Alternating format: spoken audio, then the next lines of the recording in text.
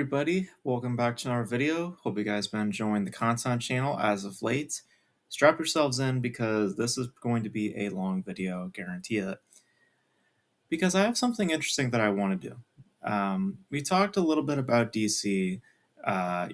Recently we talked about the Batman Part 2 and my worries there about where things might be going. And we briefly mentioned about, James Gunn and possibly his interference with that production. And it got me thinking, not that specifically, but just thinking about DC for a little bit because I've been on a weird DC thing lately. I've been watching a little bit actually of the animated series, the Batman animated series. Never actually explored it. It's actually a good little series as far as I can tell. I don't know, just been in another DC movie, mainly Batman oriented because I like Batman. He's my favorite superhero. It had me thinking about just DC, where they're at, and universe wise, they've always have had their issues when it comes to the big screen and coming into like franchises. Tried firstly with Zack Snyder's universe, and that fell apart fairly quickly. And here we are now with James Gunn's universe. And as far as I can tell, anyway, it's not really going to go much of anywhere. So I decided, what would I do for a DC universe, And I started writing down some stuff, and I have basically a treatment of what I would do with the DC universe, plotting it out from beginning to end. And this is all, first of all, a rough draft. It's just essentially saying, here's what films that I would want to do in this order, and also, to some extent, what events I would like to see unfold within each film. So strap yourselves in. It's going to be a long video. I'm going to try to make it short and sweet as possible. I'm not going to touch on every film, but let's get into it. So here's my pitch for what I believe is a proper DC universe. So let's get into it. So the first film out of the gate that I would do, of course, would be a Batman film, because you have to consider the financial side of things, which I don't think James Gunn considers a whole lot of. I think that he's doing things more in a creative manner, but I'm looking to kind of split the difference. But in this case, anyway, I want Batman to be first because Batman sells. He is the most appealing superhero out there. So I think that that's a good starting point. I would have the film be called Batman Evolution. Now, story-wise, I'm not exactly sure what you would do here. What I would do though is have it be a detective story, because obviously to the core of what Batman is, he is a detective. So I would have this be a mystery, kind of similar to Matt Reeves' Batman, not in tone, but just by story, what they're doing there. Tonal, wise, it would still be fairly gritty, because I would also have my DC universe, to the most part, be more serious, because what Snyder was trying to do with his universe is ultimately kind of what I want to do in terms of tone. Make it dark, be a little bit darker and gritty, but have it still be a little bit lighter in some regards too.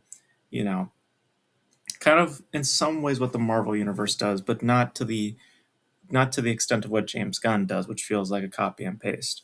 Kind of finding that nice middle ground. So Batman Evolution is where I'd start. Now, in this film, I would introduce Robin, Dick Grayson specifically, and I would have two villains here. I would have the Riddler, and I would have Clayface. So I think that that'd be an interesting combo, especially with what Riddler does, with his riddles, and Clayface being a part of that equation. I feel like that'd be kind of an interesting mix in creating a certain mystery. And I would have two cameos, but in these cameos, they function in the story, because Bruce Wayne, I would picture at one point, has to visit certain people to get certain information, or to at least connect to certain people to help solve his case. In this particular manner, I'd have Hal Jordan and Clark Kent make appearances, not as their superhero appearances, but just as people, as Clark Kent and Hal Jordan. So that's where we start, just kind of laying out the groundwork for the DC universe while also creating the story for Batman. My Batman, I would also have him be in his prime.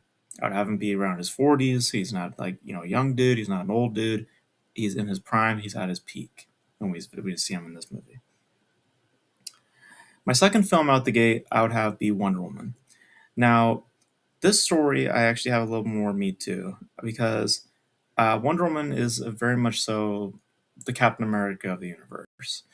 She's a woman or a person out of time, and she's kind of out of touch when it comes to modern values. She has a lot of older values instilled into her. She comes from a different time frame, obviously from World War One and Two, all those eras. So it'd be a story of that, a story of clashing of values. And this is the one bit to my pitch that I believe will be controversial, but there's a point to it. There's a lot of about modern value that this film would address. So in the quote unquote, in the political scene, this would be probably the most political that I would ever get within the DC universe. At least, like, yeah, in terms of the handling of politics, because modern value is going to be a big discussion in the film. And as a villain, I would have Cheetah involved in this. And they've always had an interesting relationship between, Cheetah and Wonder Woman.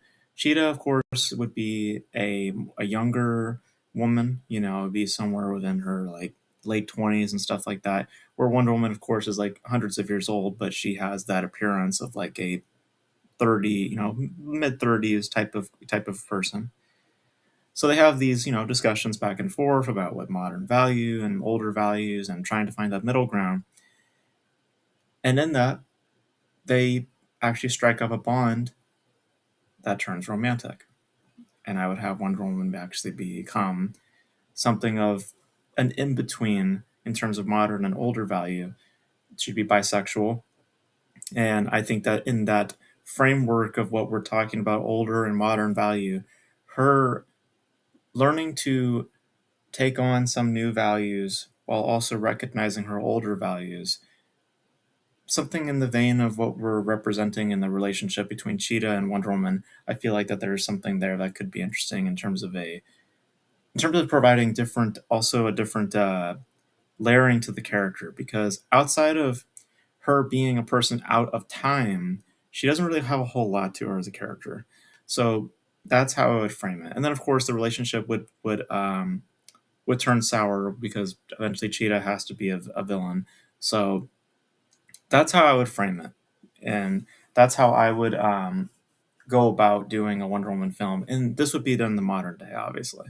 So it wouldn't be done in like a period piece and stuff like that because we've already done that. So do it in the modern day and attack it like that. So definitely going to be the most controversial of my pitch, but I don't know. I feel like that'd be a kind of a unique way to represent the character, or to represent what her the world that she inhabits and how she chooses to walk in that world. So, and then my third film, I would have be Superman, because we've now established that Clark Kent exists in the universe from his appearance in the first film, Batman Evolution. So I would have this be it'd be Superman. So it'd be a story of a person trying to balance out his life, between being that of a human and being that of a superhero. I would have Lex Luthor, of course, be the villain because it's classic. And in this, I would have three cameos. First of which would be Batman, because by this point, there is something of a friendship that is being developed between Bruce and Clark. So I would have these two interacting with each other, obviously as Bruce Wayne, not as Batman, because the last time that we saw Bruce and Clark together was in Batman Evolution, and that was only with Bruce Wayne and Clark Kent, not as their superhero counterparts. I would have Hal Jordan also appear because being a Superman thing, there's a human plot line that will have to exist. So the military will have to be involved. Hal Jordan, being a pilot, would have to be involved at some point. So he would be the military plot line. And it would have some meat to it because we already met this person previously. So it's not like we're just having another random person appear in this movie. But the new character that I would have appear in this is the Flash, because at some point Superman's going to have to deal with a lot of threats, and the Flash will appear to help him, to help round out some of the villains or help out with the city, evacuating the city because maybe certain something catastrophic is happening, and there's only so much that can happen in a certain amount of time, and the Flash is your answer to actually carrying out that deed. So that's what I would do there. The next film that I would do would be Green Lantern. So this is where we would have Hal Jordan, doing his thing. So we've already established him now for 2 films. So now at this point, I feel like we would be able to introduce Hal Jordan. I would have Sinestro be the villain, and he'd be on his own. I would probably have another Green Lantern involved, but most part it would just be him learning how to adapt with his new powers and stuff like that. And as a cameo here, because of his ties to the government, I would have Amanda Waller make a cameo appearance here, setting up a certain thing, which we all know, which we'll get to down the line. Now, the next film that I would do is interesting because I want to branch away from the storyline for a little bit, but still setting things up. This is where I would do Teen Titans. Now, Teen Titans will be set a few years later after the events of Superman. And Dick Grayson's now a little bit older because when we see him in the first film, Batman Evolution, I picture him to be like 18, 19, like a little young, but an adult, not like Batman like usually does where he takes on minors. This is an adult, so he's in college, he does his thing and stuff like that. So now it's a few years later, so now he's a little bit older, say like 24, 25, so he's maybe even fresh out of college, right? And he's looking to do a fresh start. So he's, now abandoning the Robin mantle, not any falling out, between him and Batman, nothing like that, which I know they sometimes do in the shows and comics and stuff like that. They're on mutual terms, but Dick Grayson just wants to branch out on his own. Bruce Wayne is fine with that. And that's when he adopts the Nightwing persona. And he's on his own, and eventually he involves himself with some rogue, metahumans. That's where we get Beast Boy and all these other characters from the Teen Titans, and they develop their own group. And there's a assassin who has been hired on to round out these heroes to get them, and that is Deathstroke, and that would be the villain that I would have for the Teen Titans. And in cameos here, I would have Batman and Superman make brief appearances, both obviously at separate points because they can't, there's a point of why I don't want Bruce and Clark to know that they are who they are yet. That's in the next movie that we're talking about here. But Batman and Superman will make an appearance in this movie, but at separate points, just so we keep consistency with the continuity. Which all leads now to the next film, which is my last film in phase 1 of this universe, and that is Justice League Doom. Now I know there is a movie called Justice League Doom. I'm not adapting whatever happened there. I'm just using the title Justice League Doom because the villain of this I would have be Doomsday. Now, this is at this point also we have established a team of heroes. We have Batman, Superman, Wonder Woman, Flash, Green Lantern, and I forgot to mention as a cameo appearance for Wonder Woman, because at some point I would want Wonder Woman to uh, face Cheetah off, maybe in like the water or something like that, as like a fun cats hate water and stuff like that, maybe a throwaway joke, whatever. Whatever. At some point, I want her to be in the ocean. Aquaman will appear, so I would have Aquaman appear in the Wonder Woman film. So at that point, we have all of our heroes that are set up. 6 heroes I would have currently in the team. And this is where Bruce and Clark this is where they realize who each other are.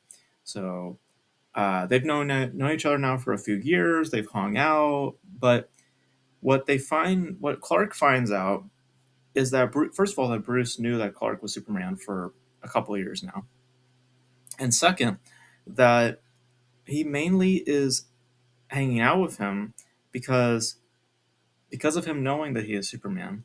He wants to also keep tabs on him. He wants to make sure that he's not losing his shit, he's not getting out of control, and it kind of fractures their relationship a little bit because Clark, kind of questions what the point of their relationship is, um, and it it it Bruce and for Bruce's point of view, though, it makes him feel more secure around him rather than just on a casual level.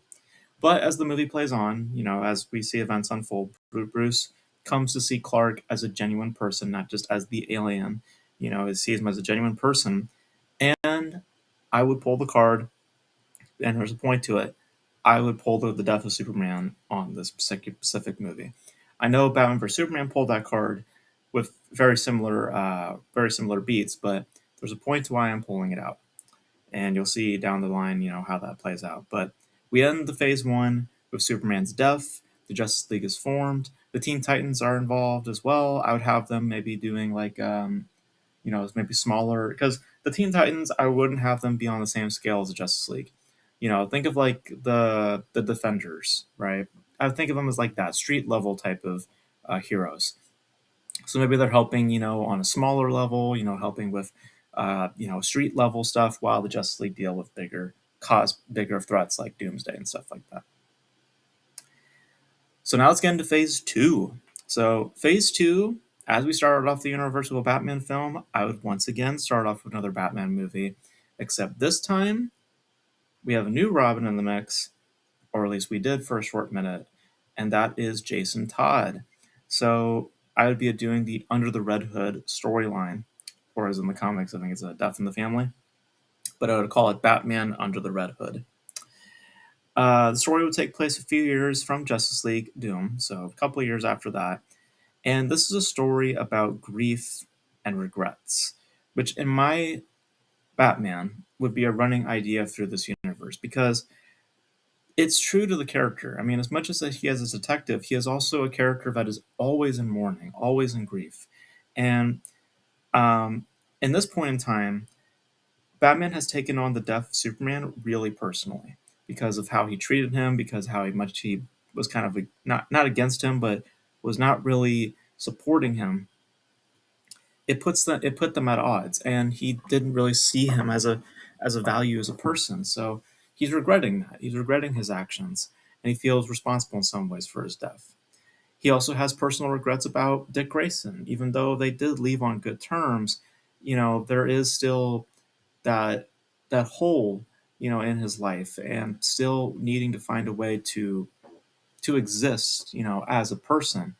Um, and then, of course, there we introduce Jason Todd, and as the Under the Red Hood story goes, Jason Todd is already dead. So there's also that he's dealing with as well. So there's a lot of grief that this Batman is taking on, and obviously with the movie being Under the Red Hood, the main villain, of course, would be Red Hood.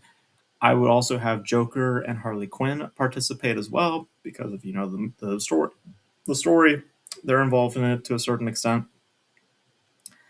So that's how it started off, and that's the state of which this Batman is in. He is just in a lot of grief and a lot of sorrow, and I feel it's true to the character. Now, the second film that I would have is the Flash film. At this point, the Flash has been around for a little bit.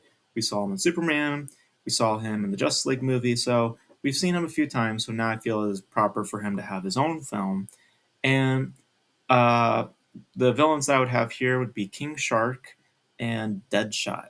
So two very distinct villains. I think both of which provide certain things that would be interesting for the Flash to play with. And this Flash is young, so think of like Spider-Man's arc, where specifically Andrew Garfield's version, the Amazing Spider-Man. Think of those sensibilities. That's how I'm approaching the Flash. King Shark, think of him as like the Lizard. Maybe he's like a professor, like at his high school or college. Like something along those lines. And the story shows his life with his parents to then his disconnect as an adult. And this Flash I'd also hold, similar value that Batman has. He has regrets. He's more. It's more relating to personal traumas, though. Some suggest some regrets regarding maybe Superman's death.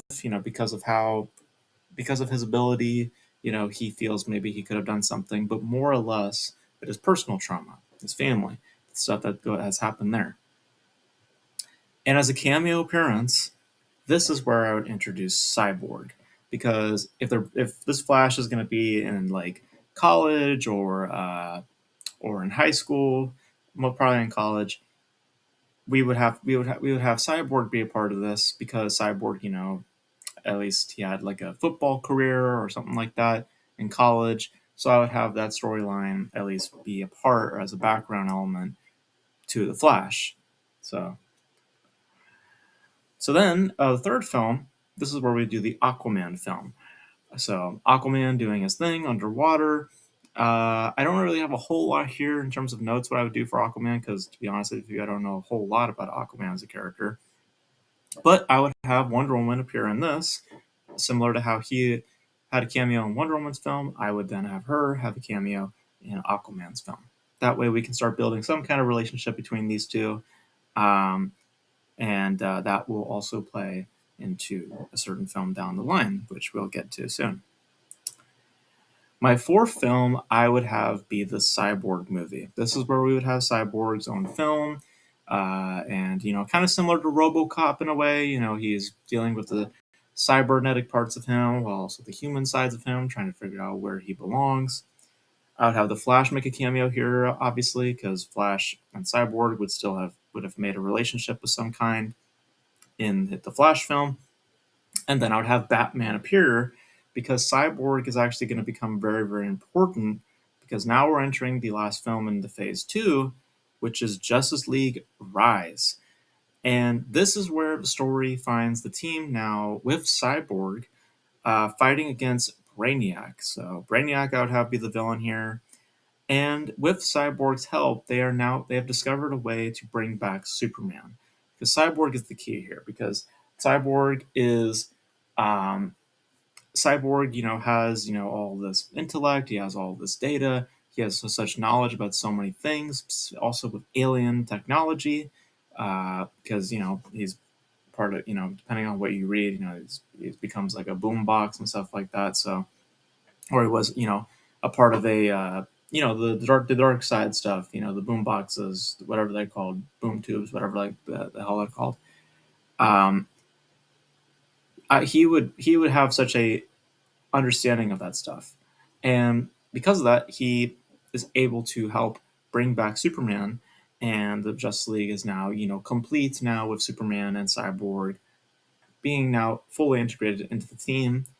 And again, I would have a cameo appearance from Amanda Waller, because there's got to be a government side to this, whole equation, and I'd have Amanda Waller be a part of that. So phase 3, and just so you know, we are only going up to phase 4. So I only have 4 phases in my universe.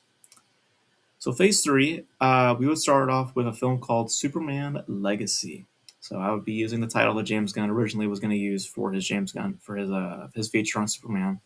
I would have it be for this, because this would be a story about trying to reestablish his existence and looking for fundamental purpose. Because the first film was about him balancing out that life. Now it's about starting over. Now it's about how do you build back up. And in this case, I would have, because of Superman's death, you find out that Lex Luthor, who I'd still have be a villain in this, has been trying to find a way to bring Superman back in prominence. And he's been doing experiments, and as a result, there are now multiple Supermen that do exist in this universe. So that's where we have the cyborg Superman also be a villain in this. And we'd have 2 other characters be introduced in this film. First of which would be Supergirl, and my version of Supergirl might, in fact, be a Lex Luthor experiment. Maybe. I just thought of that. It might be an interesting way to bring that about. And of course, we'd also have Martian Manhunter be a part of this equation as well. And the reason for that is because I still want the government to be involved in some way, and because Green Lantern is off doing his thing, I'd also have a cameo appearance maybe made from Green Lantern as well, because still government, all these connections and stuff like that. there's got to be a new face from the government that we can connect to that isn't just Amanda Waller and Green Lantern. So this is when I'd have Martian Manhunter make an appearance as a government official, but then eventually you see him become the Martian Manhunter, realizing, oh my God, that's who it is. So, so that's what I would do with that. Kind of a packed, movie, but those are all the kind of the floating parts all the parts that I would have there. And the reason why Amanda Waller is not around is because of the next film that's on my list. And this film we've been setting up for a while now. Very much in the background. We've seen little seeds planted here and there. And this, I would confirm it. This is the Suicide Squad. So my squad includes Deadshot, Harley Quinn, Cheetah, King Shark, Deathstroke, and Clayface. So this is your squad. Um, and of course, the squad will change, as time goes on because certain villains will, leave or, will be introduced. In this case, as their villain, I would have Black Adam be the villain. Because I would think it would be interesting to see the Suicide Squad go up against a high tier threat, because we want the Suicide Squad to feel like kind of like the Guardians of the Galaxy, in some regard, like give them a meaty villain to play with. That way that they feel also purposeful as a team, not just like, oh, like they're just throwaway. Like they have a purpose to them, they have power to them. If they can take down a god like Black Adam, maybe there's something to them. And also, being that there's a lot of Batman villains attached to this group, I would have Batman make a cameo appearance here. And of course, if Black Adam is going to be introduced, this is our gateway to the Shazam film. Now, Shazam, this is where I would have this be the first legit comedy of the DC universe. At this point, like I said, it's kind of a greedy universe, or gritty universe. But Shazam is where I would make this be the first of the legitimate funny aspects, be introduced. It's a story about a kid learning to use his powers in responsible and mature ways, and probably in immature ways as well. And I would have the Flash make a cameo here because, by relativity, by age, I think that the Flash would probably, would probably form an interesting relationship with Shazam as well.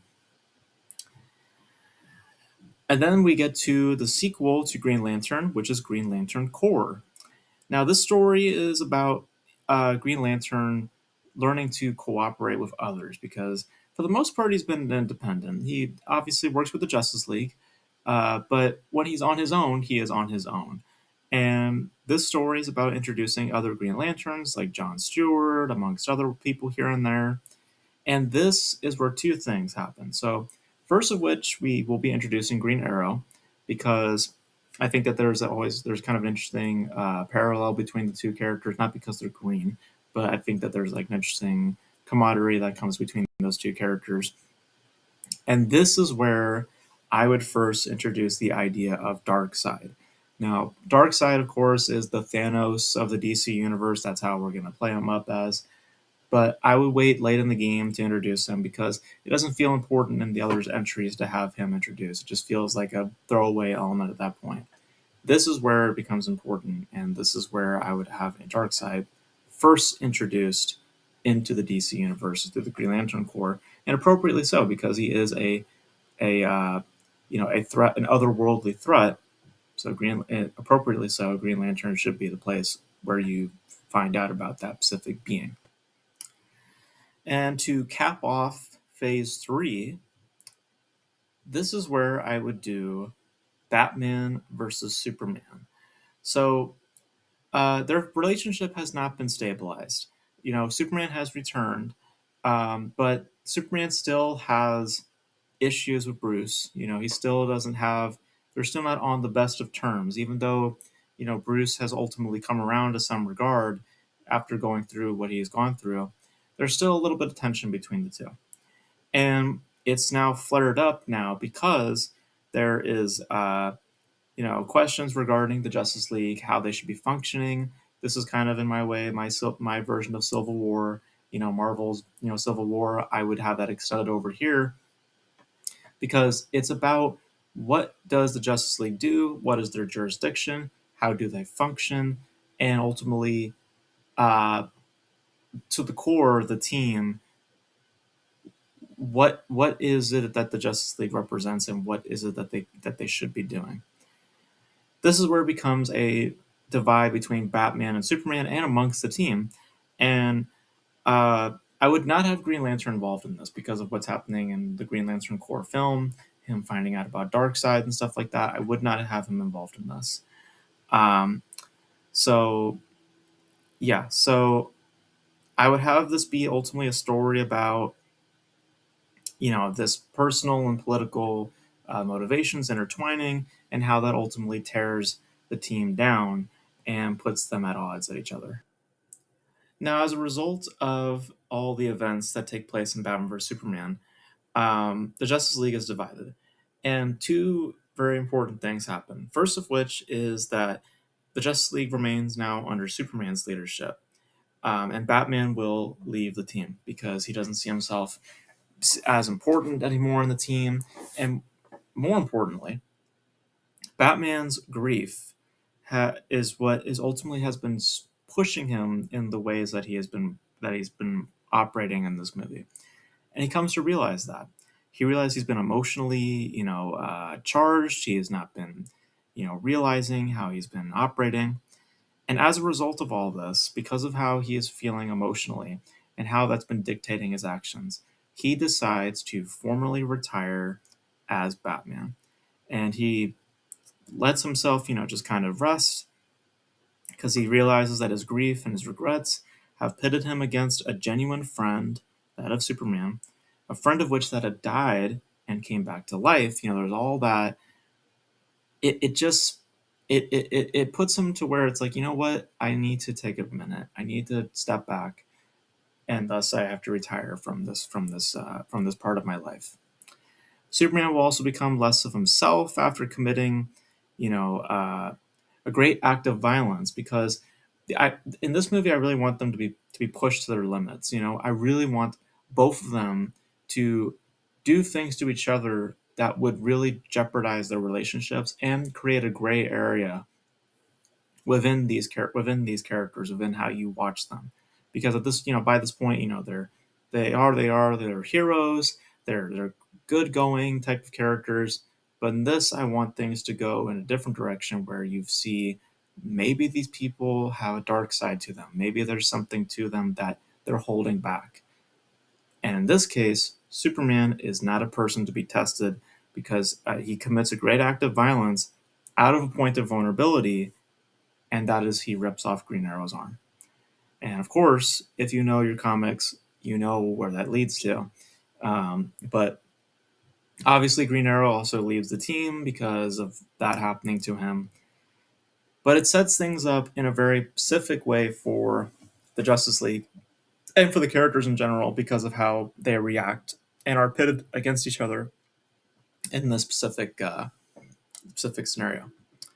Which leads us to Phase 4, and we're now at our home stretch because we got a couple films more, which is where we now go to my sequel to The Flash, which is the Flashpoint Paradox. Now, this is all in relation to Batman vs Superman. This is his own personal regrets also coming into the equation. Barry Allen feels that he needs to change things because he sees what happened with the team. He feels the way that he feels of his own personal traumas. So he decides to go back in time and tries to change the past. And of course, what happens in the storyline happens as it stands. We see a different Batman. We see Wonder Woman and Aquaman get together and then eventually falling out. We see Superman in a different light.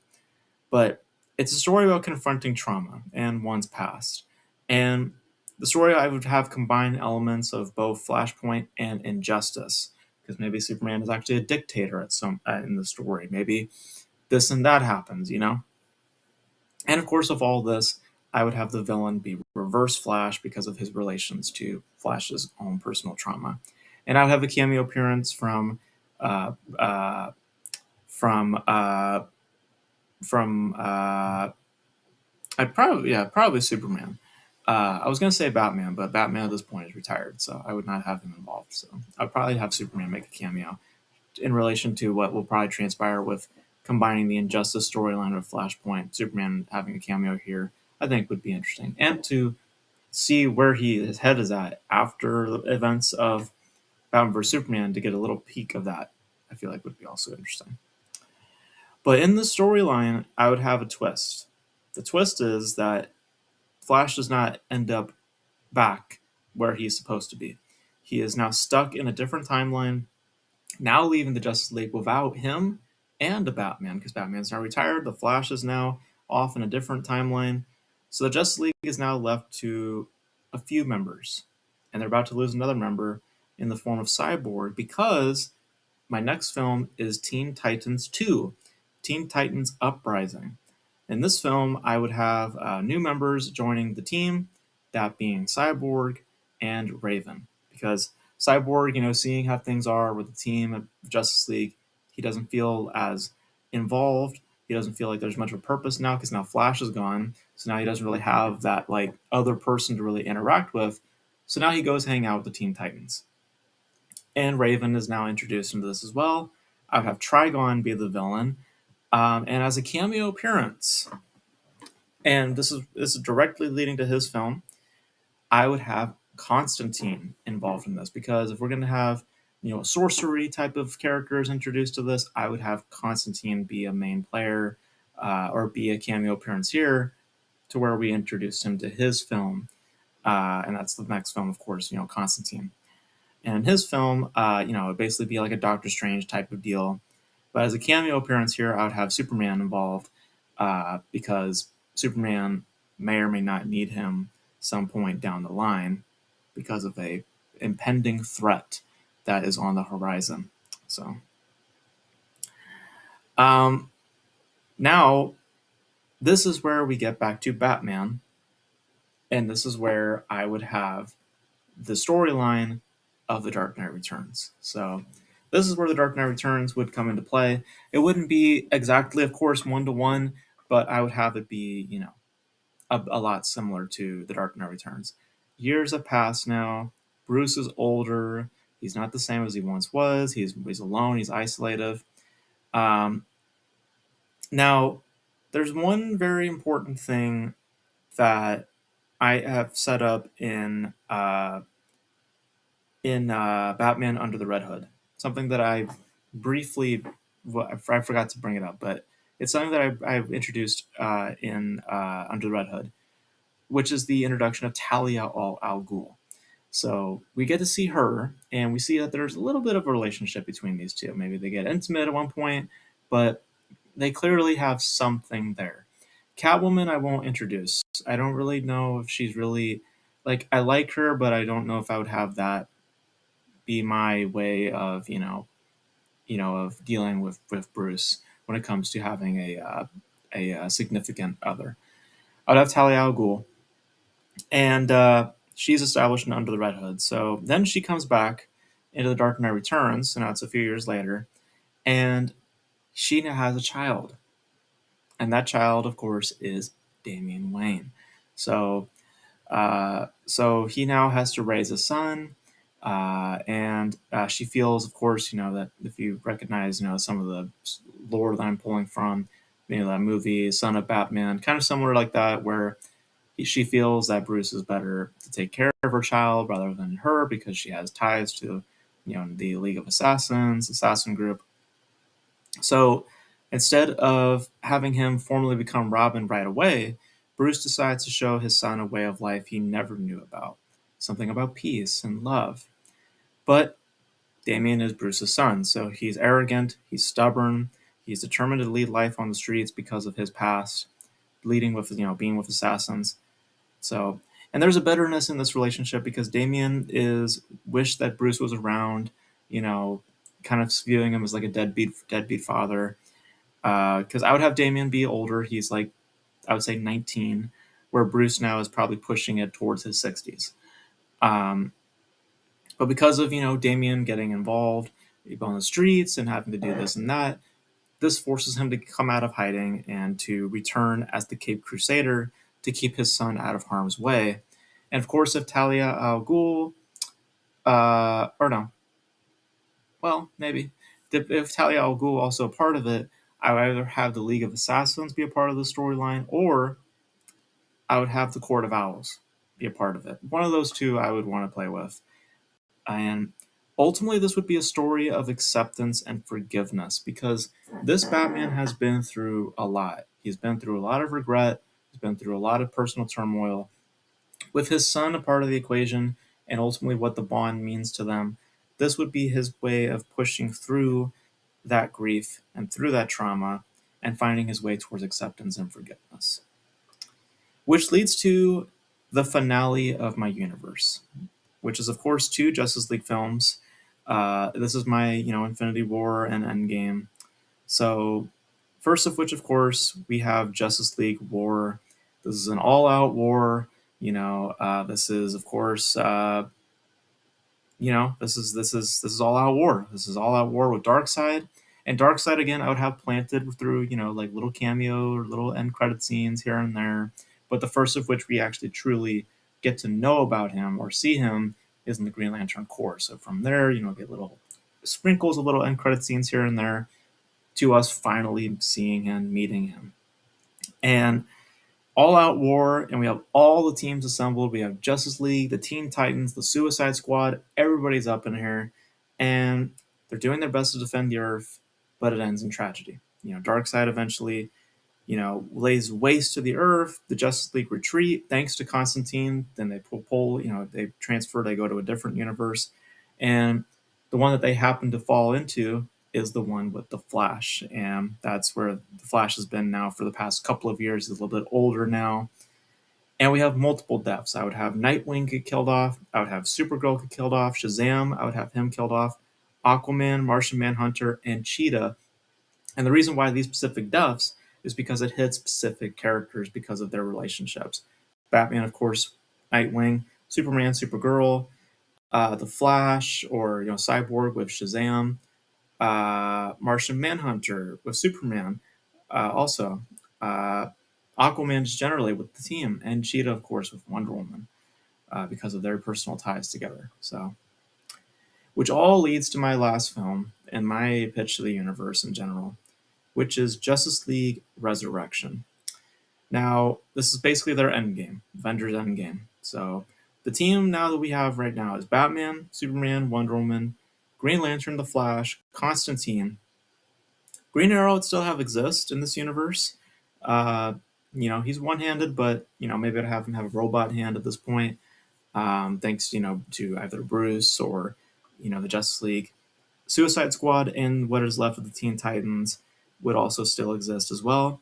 This is a story about struggle and rebellion. This is a story about uniting, what still exists after the events of Justice League War, and a story without resolution, I would say, possibly, because as much as the heroes will prevail, Batman will eventually save everybody. He will save everyone, and he will die at peace with his decisions. Because what he learns mostly about this movie, because his whole thing is about finding peace, and what he learns about in this movie is that peace is about being comfortable with the decisions that you have made and understanding why you made them. It's never an absolute. So Batman will die saving everybody, and he will find peace in the decisions that he has made. Damian Wayne will, of course, take on the mantle of becoming Batman. And this is all afterwards. Batman is the ultimate sacrifice. Because we started with him, we will end with him. And as a result, the Earth is not in a great spot. So, there's little lingering things here and there. Superman will continue to lead the Justice League without its core members. He leads now with more skepticism, but with the hope and optimism always there because of just what's all transpired with the Earth, just being where it's at, ravaged, and, with the events of Batman vs. Superman, he's a little more cynical than he used to be. Green Lantern will look to travel the galaxy and see where in his core can be of any help. Cyborg will become the leader of the Teen Titans division. And by the way, the other deaths, I would have Clayface killed off in this, and I would have Wonder Woman killed off in this, just so we have two big deaths that take place in this film. Two major deaths, two major blows to the team. And then we have The Flash. So So the Flash, there's two routes you can take with him. You can either just have him go back to his city and do what he does, or as a way to just completely clean slate for whatever happens next in this universe, the Flash does Flashpoint again, and this time he does it. He does it in a way that does not like because kind of similar to how the animated movies ended with their whole series. Either Constantine or somebody talks to him and tells him, "Look, the Earth is not going to make it. We are all going to die. We're basically just biding time. So give us more time." So Flash does what he does, and upon that, everything resets. The screen goes to white, kind of like how the DC animated movies ended, and that's how my universe ends, is with a complete reset, and whatever happens next is purely up to you. So that is my DC universe as a whole. So obviously, like I said, not everything is fully fleshed out. There's things that would probably need to be worked out here and there. But there you have it. There you guys have it. That's my universe in a nutshell. And there you guys have it. So you guys let me know. How do you guys feel about this entire pitch? This is a long ass video. I'm sorry if it took too long. But you guys let me know your thoughts. And what would you do for the DC universe? How would you lay out your story? What characters would you utilize? What kind of story threads would you do? How would you play up certain characters like Batman, Superman, the Justice League? Let me know. Let me know all your thoughts in the comment section below. And that's going to be it for this video, guys. Thank you guys for tuning in. And until then, I will catch you guys in the next video. Bye.